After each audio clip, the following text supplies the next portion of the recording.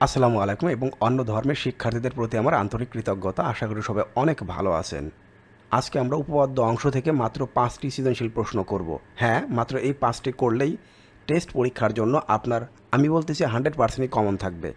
সেটা কিভাবে সম্ভব? আপনি যদি পাস করতে চান তাহলে পর্ব 1 দেখুন, সেখানে মাত্র 9টি সৃজনশীল প্রশ্ন। বীজগণিত অংশ থেকে যদি 20 নম্বরের প্রশ্ন আনসার করতে চান তাহলে মাত্র 15টি সৃজনশীল প্রশ্ন দেখুন পর্ব 2-এ। পর্ব 3-এ আমি গতকাল ত্রিকোণমিতি নিয়ে মাত্র 6টি সৃজনশীল প্রশ্ন আপনাদের জন্য দিয়েছি। যদি দেখে না থাকেন তাহলে অবশ্যই দেখবেন। প্রত্যেকটা ভিডিওর লিঙ্ক প্রথম কমেন্টে দেওয়া থাকবে। আমার একটা এফবি পেজ আছে, সেখানে আমি সবসময় আপডেট দিয়ে থাকি। পাশাপাশি আমার একটা প্রাইভেট গ্রুপও আছে, যেখানে প্রায় 41,000 মতো শিক্ষার্থী জয়েন আছে। আপনি চাইলে সেখানেও জয়েন করতে পারেন।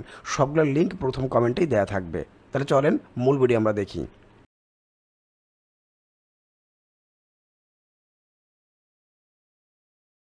তাহলে প্রিয় শিক্ষার্থী, আমরা প্রথমে দেখব 38 নম্বর সৃজনশীল প্রশ্ন, অর্থাৎ আমাদের উপপাদ্য অংশ থেকে প্রথম সৃজনশীল প্রশ্ন। প্রশ্নে বলা হয়েছে পি কিউ আর এর পি কিউ এবং পি আর বাহুর মধ্যবিন্দু এস এবং টি। ক নাম্বার যে প্রশ্নটি বলেছে, একটি সমবাহু ত্রিভুজের পরিসীমা 9 সেন্টিমিটার হলে ক্ষেত্রফল নির্ণয় করো। প্রমাণ করো যে S T equal half of Q R এবং এস টি প্রশ্নের সমান্তরাল কিউ আর। এইটাও 15 নাম্বার উপপাদ্য। প্রমাণ করো যে এখানে দেখতে পাচ্ছ পি কিউ, আবার বলতেছি P Q plus Q R greater than 2 Q টি। এটা হবে 6.3-এর 12 নাম্বার প্রশ্ন। আপনি চাইলে এটাও দেখে নিতে পারেন। এটা হচ্ছে মোস্ট ইম্পর্ট্যান্ট প্রশ্ন আপনার জন্য টেস্ট পরীক্ষার জন্য। এবার আমরা দেখব পরের কোশ্চেন নাম্বার আমাদের উপপাদ্য অংশ থেকে প্রশ্ন 2। ত্রিভুজ মানে এবিসি ত্রিভুজের এবি গ্রেটার দ্যান এসি এবং এডি বিই এবং সিএফ তিনটি মধ্যমা। আমাদের প্রশ্নে বলেছে সমবাহু ত্রিভুজের মধ্যমা 5 সেন্টিমিটার হলে বাহুর দৈর্ঘ্য নির্ণয় করো। প্রমাণ করো যে AD plus BE plus CF AB plus BC plus AC. এটা আমাদের 6.3-এর সামনে, অর্থাৎ উদাহরণে এটা সলিউশন করে দেয়া আছে। আপনি চাইলে সেখানে দেখে নিতে পারেন। এ কোণের সমদ্বিখণ্ডক এপি হলে প্রমাণ করে যে কোণ এপিবি স্থূলকোণ। সম্ভবত 6.3-এর 17 নাম্বার এই প্রশ্নটি। আপনি চাইলে এটা করে নিতে পারেন। আমরা দেখে পেলাম এবার আমাদের সিকিউ নাম্বার এবার 3, অর্থাৎ 40 নাম্বার। ত্রিভুজ এবিসি একটি সমবাহু ত্রিভুজ এবং এডি মধ্যমা। কোণ বি এবং কোণ সি এর সমদ্বিখণ্ড মানে বহির্দ্বিখণ্ডকদ্বয় ও বিন্দুতে মিলিত হয়েছে। পি সমান 12 সেন্টিমিটার হলে P/4 বাহু বিশিষ্ট একটি সমবাহু ত্রিভুজ আঁকো। প্রমাণ করো যে 4AD² সমান 3AB²। এটা 15 অধ্যায়ের মধ্যে আপনি পাবেন, এক্সট্রা অনুশীলনের মধ্যে আপনি পেয়ে যাবেন। 4AD² সমান 3AB²। সম্ভবত প্রমাণ করো যে বিওসি সমান 90 ডিগ্রি মাইনাস হাফ এ কোণ। আপনার মূল বইয়ের 6.3-এর 20 নাম্বার যে গ প্রশ্নটি দেওয়া আছে, এইটার মধ্যে দেওয়া আছে 90 ডিগ্রি প্লাস হাফ এ কোণ। এখানে হবে 90 ডিগ্রি মাইনাস হাফ এ কোণ। অবশ্যই দুটোই করে ফেলবেন। 90 ডিগ্রি প্লাস হাফ এ কোণ, 90 ডিগ্রি মাইনাস হাফ এ কোণ। তাহলে 6টা অধ্যায় আপনার হয়ে গেল। তার মানে সম্পাদ্য আপনি আনসার করে ফেলেছেন, একটা উপপাদ্য আপনার ইতিমধ্যে হয়ে গেল। আপনি চাইলে শুধুমাত্র এই প্রশ্নগুলোই করতে পারেন, এর বাইরে কোশ্চেন না করলেও হবে। অর্থাৎ মাত্র 3টা সৃজনশীল প্রশ্ন করলেই কিন্তু হবে।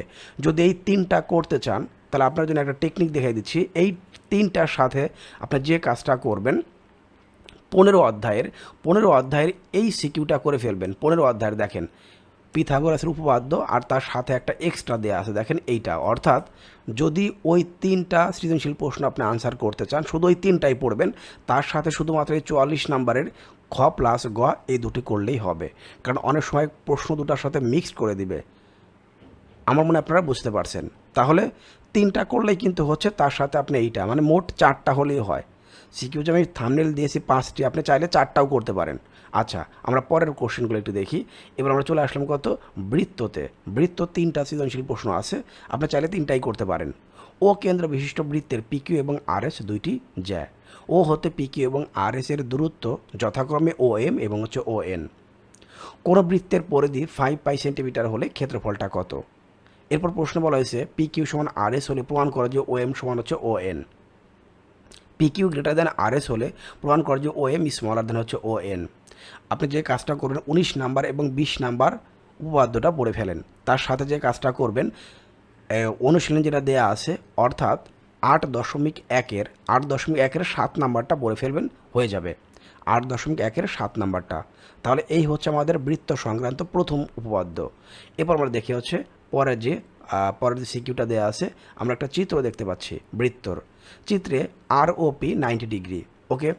কেন্দ্রস্থ কোণ আর বৃত্তস্থ কোণের সংজ্ঞা দাও, এবং প্রশ্ন বলা হয়েছে প্রমাণ করো যে RCS সমান 2RPS, প্রমাণ করো যে PCR প্লাস হচ্ছে QCS সমান 180 ডিগ্রি। আপনি 8.2-এ চলে যান, 8.2-এ 1, 2, 3 দেখেন, এর মধ্যেই পেয়ে যাবেন।